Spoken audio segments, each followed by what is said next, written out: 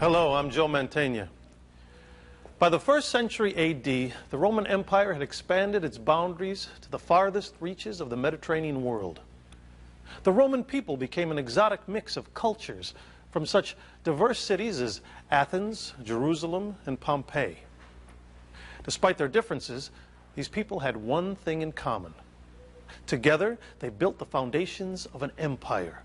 Monumental wonders such as temples, aqueducts, bridges, and roads.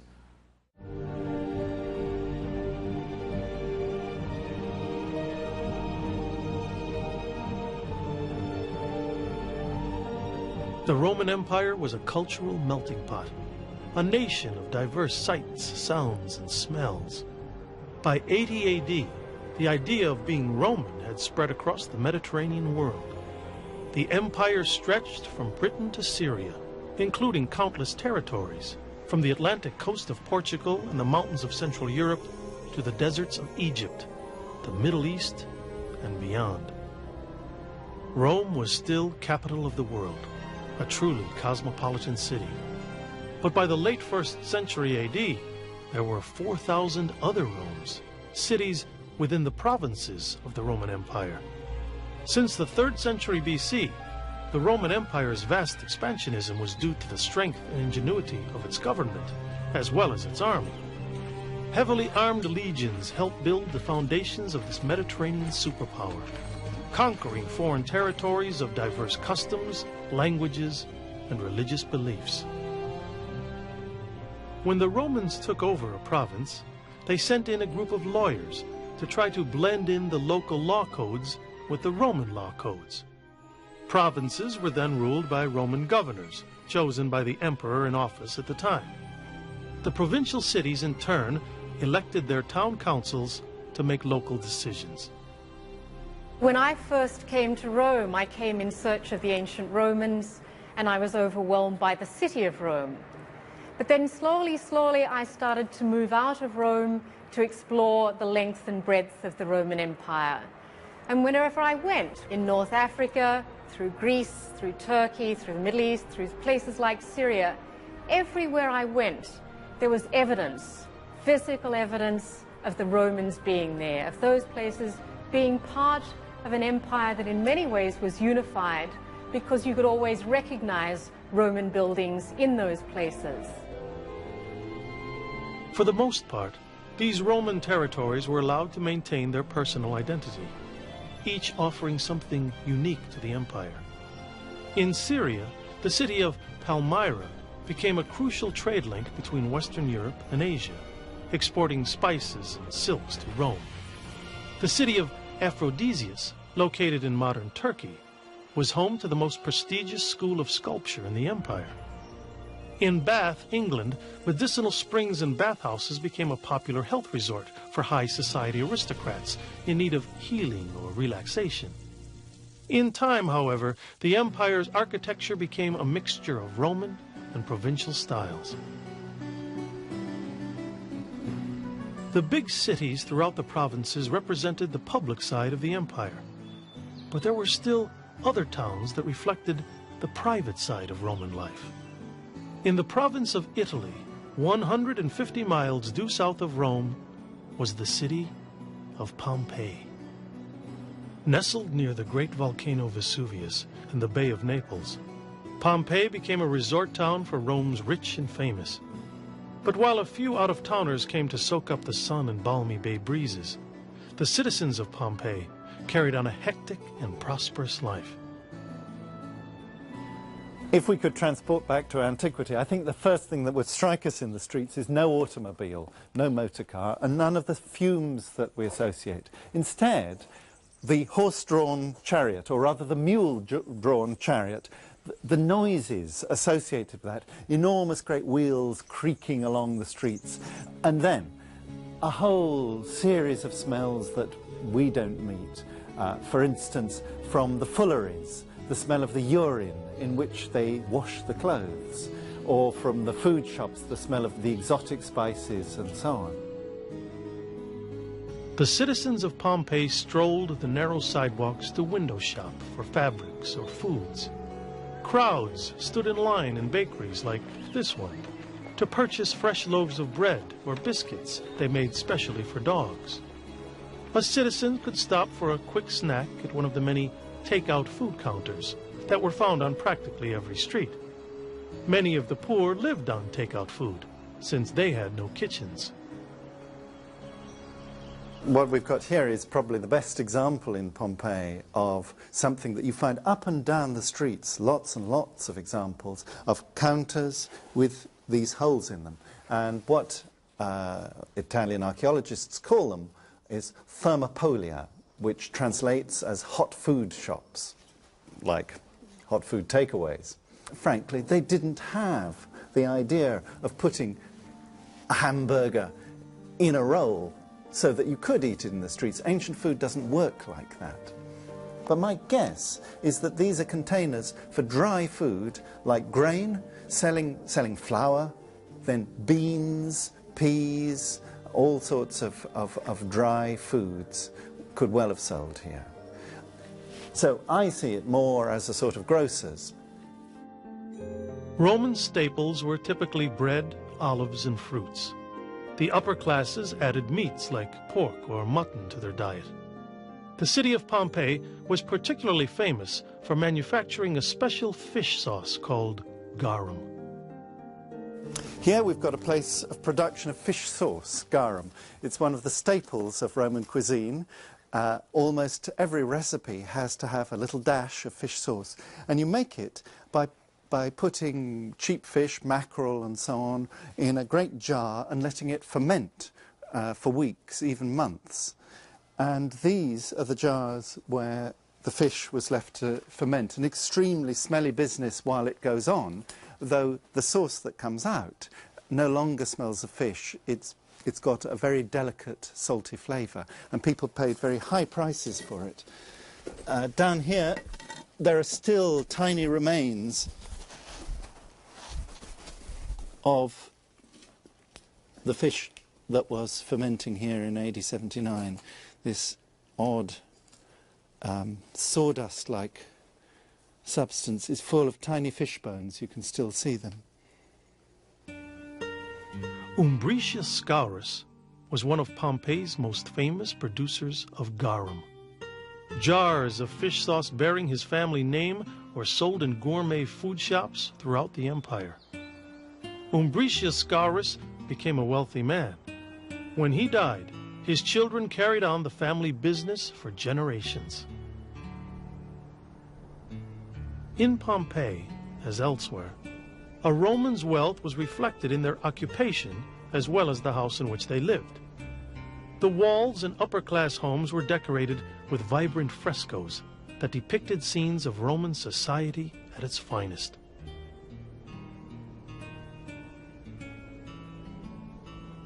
The floors were finished with mosaics, thousands of miniature cubes of tiles and stones cemented together like a puzzle to reveal a beautiful scene. Within these decorative spaces, Romans slept, ate, and entertained guests. Here we have the triclinium, the dining room of the house, and it's the most important space in the house for entertainment, and therefore the most beautifully decorated. And in this privileged background, then the rituals of dining to take place. A triclinium because you have 3 couches stretched out symmetrically, 1, 2, 3 against the wall. And on each couch, 3 guests recline. They stretch out, leaning down on their left elbows and putting their right hands out to eat the food. The Hollywood myth of the Roman dinner is a great orgy, an enormous banquet with dozens of bodies lying around, writhing together almost. I think the Roman reality is something much more modest. Look at the small size of the room, just room for 9 people to eat together. And the food is brought in by slaves, of course, who mill around in this area and bring in a continuous succession of different dishes, different titbits and so on. Not a great animal, but dishes with small things, finger food, which they can pick and eat. Romans typically skipped breakfast and lunch, but for the rich, dinner lingered on for hours. The gastronomic event was sometimes followed by entertainment such as dancing girls or acrobats. More cultured homes provided poetry readings, along with wine that flowed freely throughout the night. Here is the engine room, so to speak, of this villa, where they produce their wine. The great treading floor with 2 wine presses. They've reconstructed just one of them here. The enormous beam with a ram's head that crushes the grapes, and the juice comes cascading out, tumbling down this channel specially made down the side, and off into a series of vats containing many litres of wine each, and then round the corner, dozens more. Roman men occasionally slipped away from their homes to one of the many brothels operating in the city. At that time, prostitution was legal, although the brothel owners were required to pay taxes. Here, hidden away down a back street of Pompeii, is the brothel, the Grande Lupanare, a favourite for all tourists. The signs that it was a brothel are first the scenes around the walls, pornographic scenes suggesting to customers what was available inside, and then 5 rooms, 1, 2, 3, 4, 5, each with a rather uncomfortable stone bed inside. There would have been curtains hung in front of the doors, candles burning inside. I hope it would have been a bit more enticing in antiquity than it is now. And on the walls were dozens of graffiti recording the comments of satisfied customers. For centuries, Pompeii was a thriving city. Then came that fateful day of August 24th, 79 AD. Mount Vesuvius, the imposing volcano located next to the city, erupted.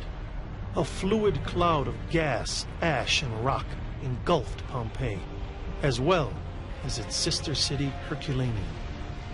On Mount Vesuvius, broad sheets of fire and leaping flames blazed at several points, their bright glare emphasized by the darkness of night. Pliny the Younger. A torrential rain of ash toppled buildings. A few of Pompeii's 20,000 and Herculaneum's 5,000 citizens managed to escape alive, but most remained trapped, buried under 65 feet of volcanic fallout. Large numbers of citizens died from inhaling the poisonous fumes. Pompeii became a city lost in time, its victims frozen in their tracks. The disaster sent shockwaves through Rome. No one could believe the city by the bay had vanished. Titus, the reigning emperor, visited the devastated site and set up a disaster relief program for the survivors. Pompeii is cut off at one particular moment, AD 79, when you could say the Roman Empire is actually at a peak. This area of central Italy has got vast wealth coming into it from all around the Roman world. So you've got a moment of economic explosion, so to speak. But at the same time, Pompeii itself is in terrible trouble. The destruction of Pompeii symbolized the empire's fragile mortality. The ancient civilization had been in existence for over 100 years, but the times were changing. The capital of Rome still maintained power. However, the provinces would begin to exert their own influence within the empire.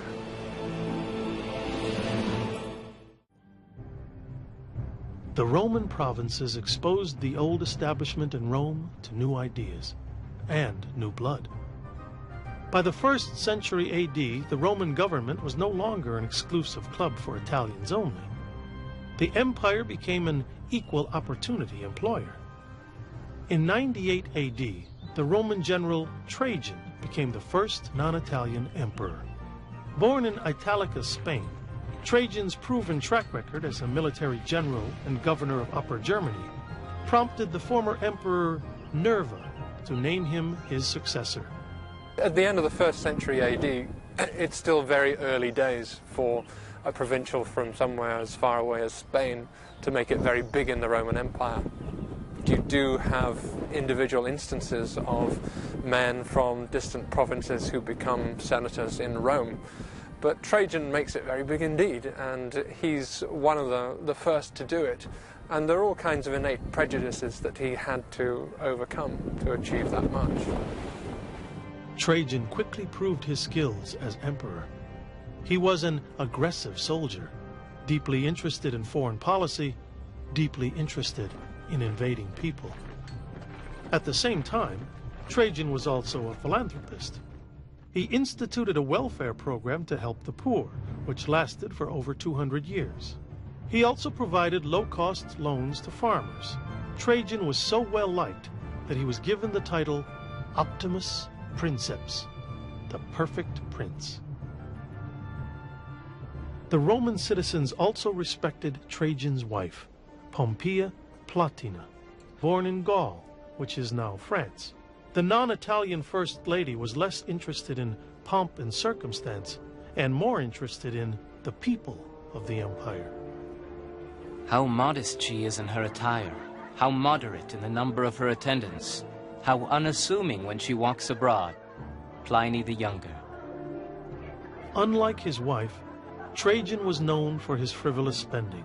He also had a weakness for wine and young boys. But for the most part, Trajan concentrated on Romanizing the territories he helped to conquer through art, architecture, and engineering. In turn, the provinces exported exotic foods and goods back to Rome, where they could be bought at various markets, including Trajan's Market, possibly the first and largest indoor shopping mall in the world. I think Trajan's markets are probably one of the most impressive and most complex works of Roman architecture that have survived to us.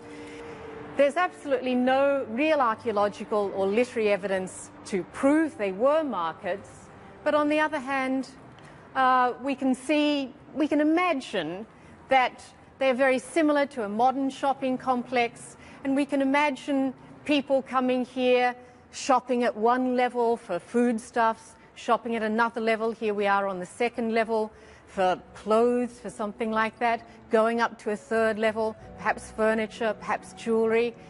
It must have been full of color and noise and smells, and all very exotic, I think, something that would have reflected very much the cosmopolitan nature of Rome.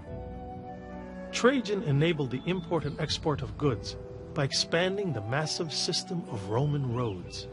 By the 4th century AD, over 53,000 miles of roads spanned the empire. They were an intricate network of arteries that branched off from the nerve center in Rome. Without the modern conveniences of faxes and phones, roads became an important communication link between Rome and its provinces. The Roman army has, I think, a pretty well-deserved reputation for its engineering skills, and it did indeed construct a lot of the infrastructure of the Roman Empire. Most famously, of course, it was responsible for the great network of trunk roads which span the whole of the Mediterranean basin. And these were built primarily for official purposes, for moving troops and for government intelligence services. These ancient highways were first built to help the Roman army travel to the remote reaches of the provincial frontier to battle enemies. Over time, the roads became the fastest way to transport goods, either by chariot or horseback. Eventually, this delivery system evolved into the earliest postal service. Of course, Rome's control of this enormous empire also meant that she could import almost anything she wanted from the ends of the earth to the city of Rome, again, to make that statement that Rome was the center of imperial power. By 100 AD, all roads led to Rome. These stone freeways enabled information to flow from the capital to the empire, such as trends in architecture and city planning. One of the most coveted pieces of architecture in most Roman cities were the aqueducts. Like Rome, most provincial cities needed water, and lots of it. As a result, the Romans engineered massive aqueducts to carry water from nearby springs along a series of channels, then through lead pipes which fed the public fountains, bathhouses, and even some wealthy homes.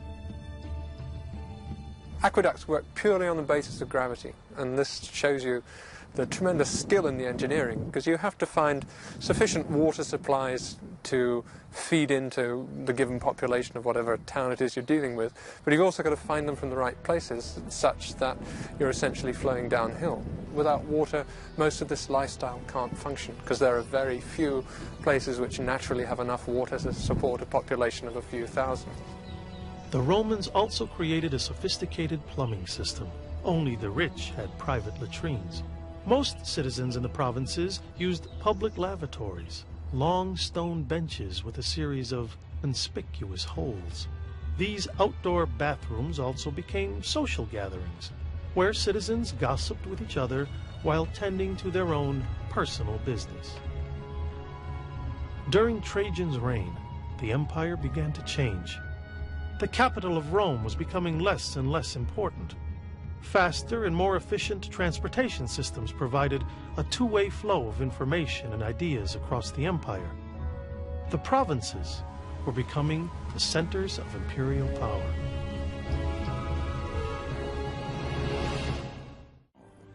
The city of Rome had always wielded influence over its provinces, but the provinces in turn influenced the imperial capital, making it one of the most culturally diverse cities the world has ever seen.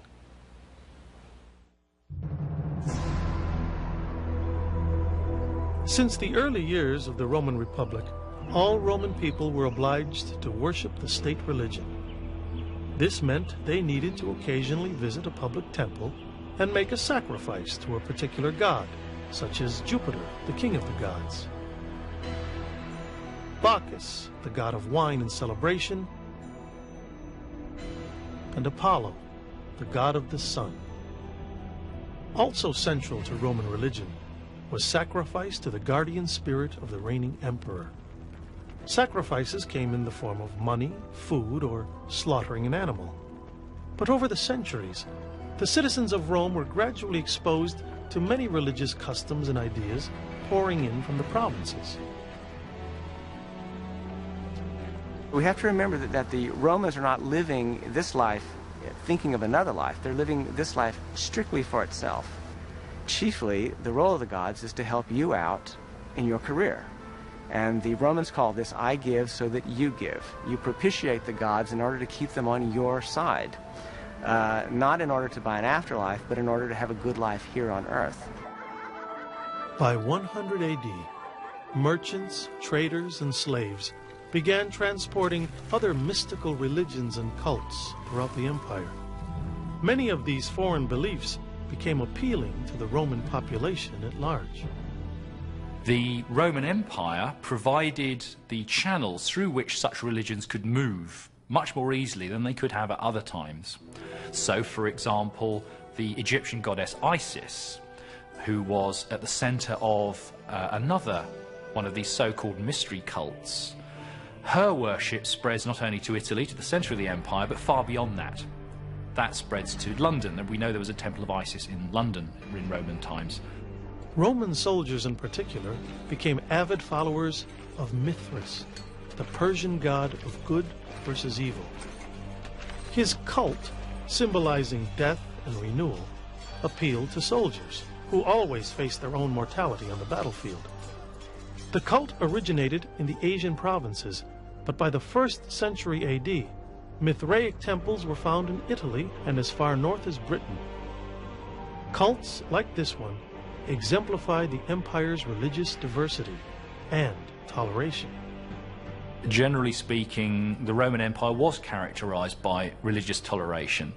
It was generally a world of live and let live, that for most cults, they were tolerated by the Roman Empire so long as the people who followed these cults were also happy to follow the Roman state religion, because that was the way in which you actually expressed your loyalty to the Roman state. For the most part, Trajan was tolerant of the many religions being practiced throughout the empire.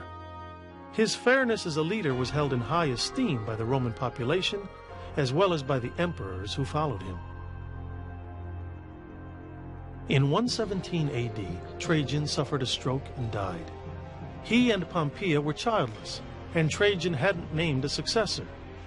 Pompeia allegedly forged adoption papers, making Trajan's younger cousin, Hadrian, his legal son and heir to the throne. Trajan and Pompeia had been Hadrian's guardians since he lost his father at age 10. Under Trajan's tutelage, Hadrian grew up to be a respected military general and consul. At age 42, Hadrian was made emperor. Born in Rome and raised in Spain, he was a restless man who had spent most of his young adult life wandering the Roman provinces as a student and as a soldier. He was a man who defied traditions. In ancient Rome, body hair of any kind was seen as barbaric. Hadrian became the first emperor to wear a beard. His hair curled on a comb and with a full beard, which was kept well trimmed. His eyes were supposedly bright and piercing. He could be pleasant to meet and had a certain charm, and he mingled readily with his humble subjects, more of whom must have seen him than any other emperor. The Augustan Histories.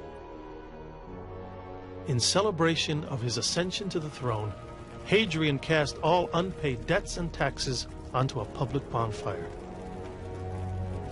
He quickly positioned himself as an emperor of the people. The Emperor Hadrian has had a quite good press, historically, especially in the West, as being a pacific and sensible Roman emperor who was not going around invading people all the time. He was somebody who was interested in the peace and the prosperity of the provinces.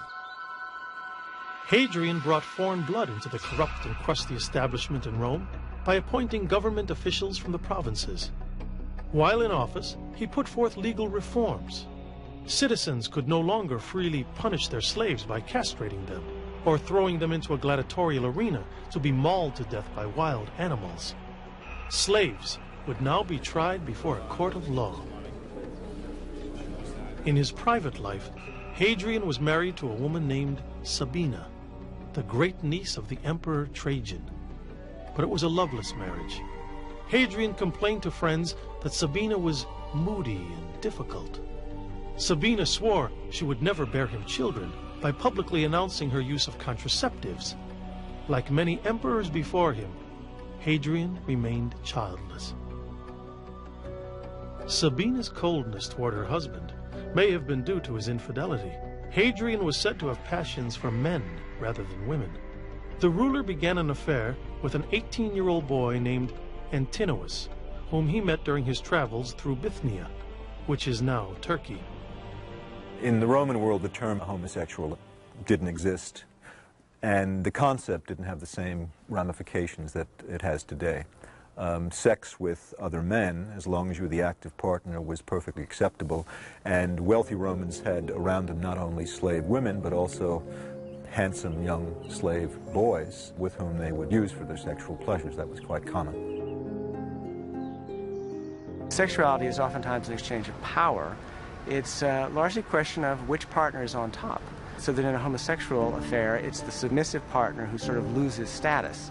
This means that if a Roman citizen were to have homosexual sex with a slave, there's really no problem there. You're simply using your property. However, if a Roman citizen were to play the submissive role, this is a loss of face and may be used as a scandal. Beyond his love affair with Antinous, Hadrian possessed a reckless wanderlust. He was determined to tour the entire empire. For the first time, the people of the provinces would come to know the face as well as the name of their emperor.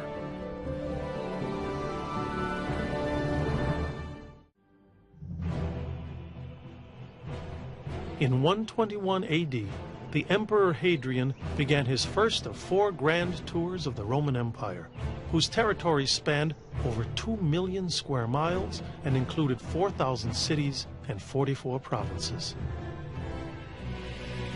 A savvy politician, Hadrian met with provincial governors of Asia Minor, Syria, and North Africa. He sampled the local cuisines and soaked up the diverse cultures that he ruled as one. The Roman emperor was acutely aware of the need for the peoples of the empire to know who he was, what his name was, and also to have some idea of what he looked like. This was not achieved, of course, through the media we have today. The Romans had no equivalent of television or even really newspapers. So some emperors would actually travel around the empire, and the most famous example of this would be the Emperor Hadrian, who spent much of his long reign touring around the provinces from one part of the world to the next. For the political stability of the empire, it was very important to the emperors that everybody should know who they were. Hadrian made his face known throughout the empire. Along the way, he distributed coins imprinted with his likeness. Almost every city he visited erected temples in honor of him. Of all the places he toured, Hadrian was most impressed with the province of Greece. In Athens, he was overcome by the city's art and architectural beauty. Hadrian's fondness of Greece became so well known that Romans began calling him the Greekling. Hadrian wore a beard like Greek philosophers, dressed like Greek intellectuals, wrote Greek poetry, took a male lover. Almost a caricature of what was Greek. Of course, those old aristocratic Romans back in Rome, who objected even to Hadrian going east, said this is what happens when Roman emperor goes Greek. But ordinary people throughout the empire, I doubt, really thought that there was anything particularly wrong or odd with this. The Roman Empire, sexually, culturally, religiously, much more inclusive, much less judgmental than most of our modern 20th century societies. Always worth remembering that. Hadrian was eager to bring Greek culture back to Italy. In 125 AD, he began construction on his imperial palace in Tivoli, located just outside Rome. The emperor's 300-acre estate included temples, fountains, and reflecting pools, all decorated with Greek art and sculpture he had pillaged from Athens. Hadrian also had a taste for drama. He was a patron of the arts and encouraged the building of theaters throughout the empire. Now, the whole idea of having theatrical productions and having theaters was a Greek idea. It was something that was initially foreign to the Romans, but something which the Romans began to adapt. These theaters became progressively more elaborate. That is, they were decorated with marble, sometimes with large marble columns. Hadrian's artistic passions were expressed in the buildings he erected. In 118 AD, he commissioned the reconstruction of one of Rome's enduring wonders, the Pantheon, dedicated to all the Roman gods. Inside the domed temple, shafts of heavenly light streamed through a round opening called an oculus. Many Romans believed this symbolized the eye of the gods looking down on them. Aside from his interests in art and architecture, Hadrian remained very much a warrior. As emperor, he maintained the empire's stronghold in the provinces. In 122 AD, Hadrian built his crowning achievement, a 73-mile stone wall across the northern country of Britain. This defensive barrier was to protect the Roman Empire from the barbarian tribes to the north. Hadrian's wall became a symbolic dividing line, separating the civilized world from the uncivilized. The wall still stands as a commemorative monument to some of the men that built and defended Hadrian's empire. After his tour through Britain, Hadrian continued on his quest, traveling across the mighty empire of Rome.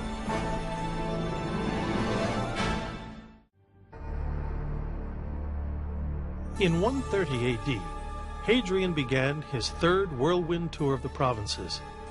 He first traveled through Asia and then sailed west to Egypt, the country where he studied magic and astrology as a youth. Hadrian was a very superstitious man, intrigued by the Egyptian cults of Osiris and Isis. The emperor traveled to Egypt with a large entourage, which included his lover Antinous. Between his appointments with the provincial governor and prominent citizens, the emperor decided to take a leisurely cruise down the Nile River. But during the journey, Hadrian's lover Antinous slipped off the boat and drowned. Those who were present at the time said Hadrian wept like a woman when Antinous drowned. He immediately deified his lover and named a city along the Nile after him. Still mourning the loss of Antinous, Hadrian pushed forward on his tour of the empire. In 131 AD, he entered Judea, a province primarily comprised of Jewish citizens. The empire had been relatively accepting of different religious beliefs, but the tides of religious tolerance were shifting. The province of Judea, of course, is the most troublesome province in the Roman Empire. It's the province most prone to revolt. And at the center of that resistance and of that dissidence are the Jews. That's important because it highlights why Judaism is different from any other religion in the Roman Empire, from other forms of paganism. Judaism is a tight, ethnically based religion with a long, deep past, and a religion too based around a set of books. That made Judaism a much tighter and more difficult resistance group to break than any other group in any other province in the empire. At the time, the vast majority of people living throughout the Roman Empire believed in many gods, including the Roman gods, whom citizens were required to worship by law. But this was not possible for the Jews, who believed in one God, and whose religious laws forbid them to worship other deities. At times, Jews' refusal to worship the state religion caused tension between the ruling emperor and the citizens of Jerusalem, the capital of Judea. The Jewish people at the time certainly considered themselves to be very different from the Romans of Italy. Of course, dietary habits and many details of their dress were very distinctive then, as they have been in more recent centuries, and as many Orthodox Jews are still very different today. The real clashes between the Jews and the Romans came about as a result of particularly the Romans failing to understand the depth of Jewish religious sensibilities. Rome's insensitivity to Jewish religious practices had escalated into a series of violent clashes. In 70 AD, Roman soldiers went on a savage rampage through the streets of Jerusalem. They butchered citizens and burned down the sacred Jewish temple. The Jewish writer Josephus recalled the slaughter. Pouring into the streets, swords in hand, they massacred indiscriminately all who feel in their way. Josephus. A small number of Jews who survived the revolt fled Jerusalem and settled in Masada, a desert hilltop community overlooking the Dead Sea. Built by King Herod in 37 BC, the imposing fortress city still wasn't safe from Roman rule. From 67 to 73 AD, the Jews held off the Roman army. In April of 73 AD, Roman soldiers assaulted the citadel, using catapults and battering rams to break down the city walls. Fearing an inevitable fate, the Jewish colony committed mass suicide. When the soldiers finally broke through, they found 960 men, women, and children dead. Their martyrdom became a symbol of Jewish solidarity against foreign imperialism. In that sense, the siege of Masada is a very efficient operation for the Romans because it's the most wonderful public demonstration that no one can resist Roman rule.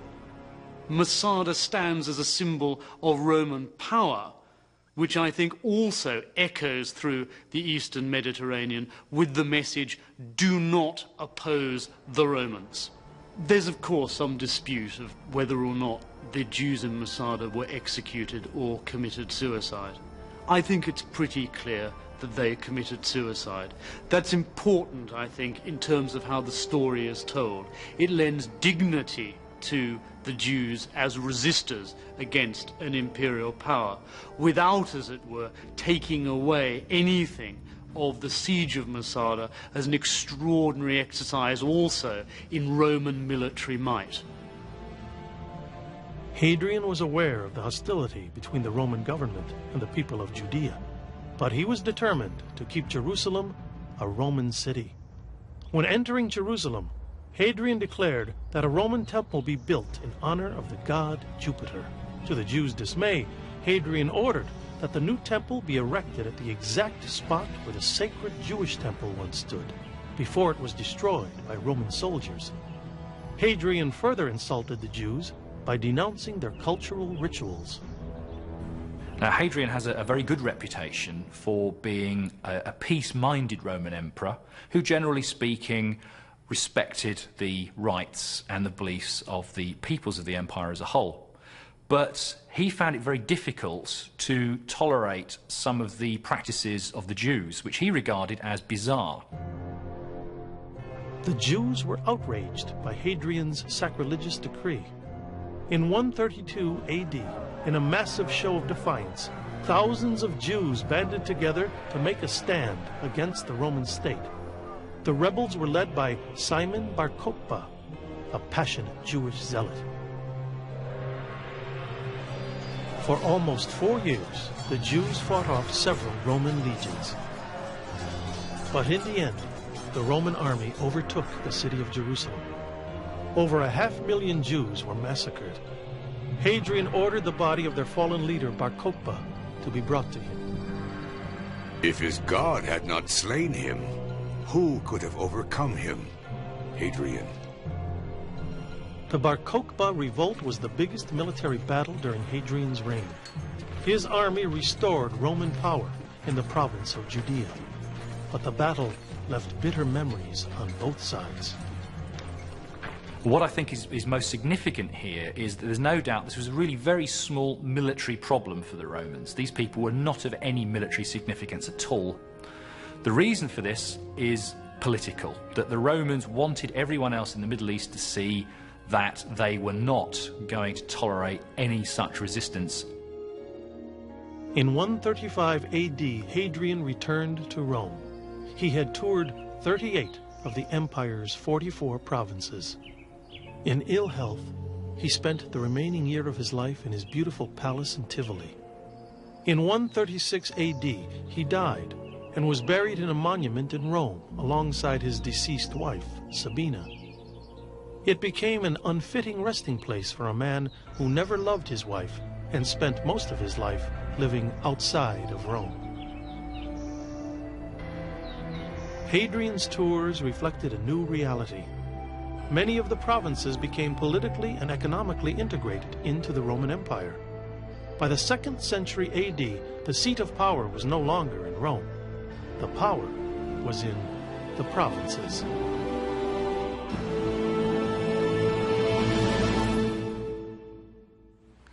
In 161 AD, the Emperor Marcus Aurelius remarked, "As emperor, Rome is my homeland, but as a man, I am a citizen of the world." Aurelius summed up what it meant to be a Roman. These ancient people, rich or poor, were members of an elite club that spanned the Mediterranean world. Whether they were peasants living in the remote reaches of Britain or aristocrats residing in palatial palaces in Egypt, they were all players in the human drama that unfolded during the great Empire of Rome. For the History Channel, I'm Joe Mantegna.